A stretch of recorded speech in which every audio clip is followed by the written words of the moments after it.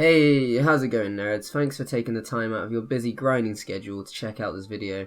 As I'm sure you've heard, there have been a few bugs post-launch popping up in classic WoW, the emo shout generating a shit ton of rage and having to be returned to the original values, Feign Death failing to remove hunters from combat almost every time, and now, probably the worst of all, one that affects server economies as a whole, the dungeon exploits people have been using to farm particular bosses over and over again using layering.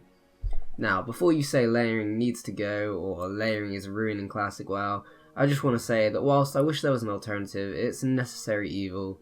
They're planning to remove it in Phase 2, and I think it's these issues with the system, not the system itself, that we need to be focusing on. Since I haven't deliberately been layer hopping, and given the server-wide nature of a layer, I've only noticed it a handful of times whilst out in the open world when accepting group invites, and I think that once Blizzard have ironed out any exploits, we as a community should accept that it's going to be a part of classic WoW for the meantime.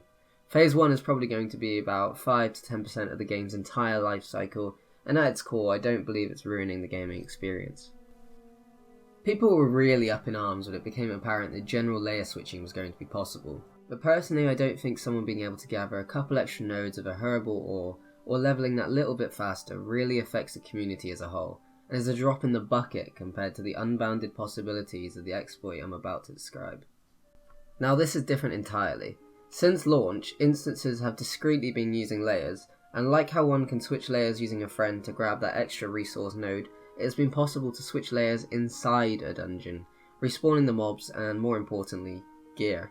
This isn't just one dungeon either, this can happen with every single dungeon in the game, whichever one the exploiter deems most beneficial.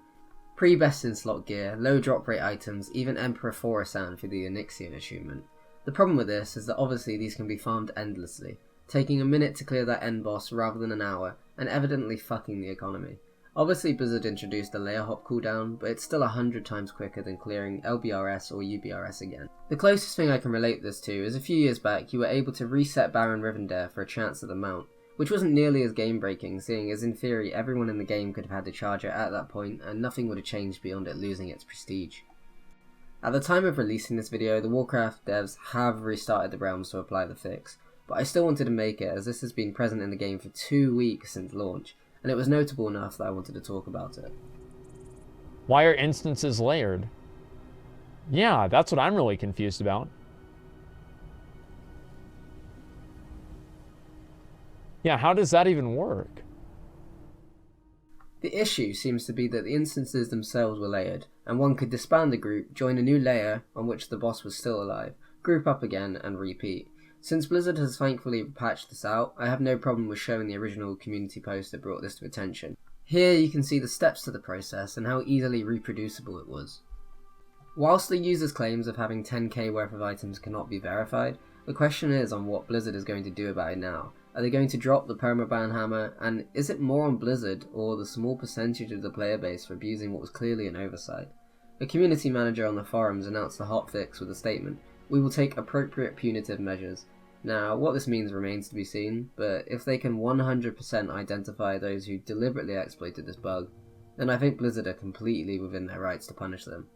I am all for Blizzard taking an extreme approach to this. Left unchecked, this would have ruined the economy, but I also think that intent is very important. Someone stumbling across the bug and taking advantage of it to kill the boss again in that moment is different from a deliberate systematic abuse of the mechanic. I've even seen people advocating entire realm resets, which is obviously ridiculous and not something Blizzard would ever do, but it does bring into question the severity of the retroactive punishments to come. Props to Blizzard for handling it quickly when it came to public attention. Thank you guys for watching and enjoy the classic grind.